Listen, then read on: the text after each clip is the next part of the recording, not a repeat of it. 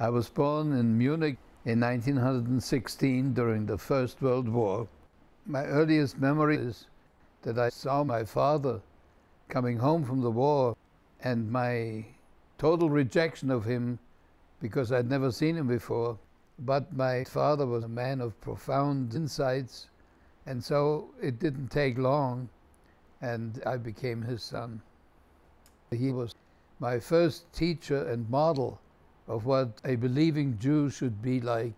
Every morning he would recite prayers, and that became the most important aspect of my early life, I suppose, and my direction that eventually led me years later into the rabbinate. Munich was the seat of the budding National Socialist Party. I was coming home from school and my buddies waited for me and beat me up. I said, "What's the matter with you?" He says, "Well, we just heard that you killed Christ."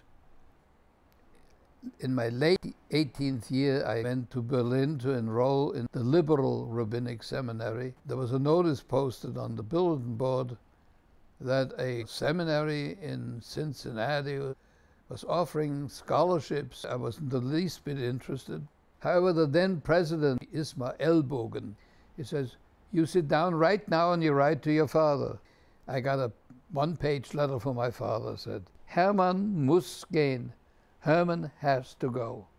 I will never forget hanging out of the window of the train that took me out of the Munich station and waving a handkerchief and seeing their handkerchiefs waving me goodbye. And somehow or other, I don't know whether I had an anticipation of it, but I felt terribly lost and alone. The God with whom I was in contact, as I thought, is gone.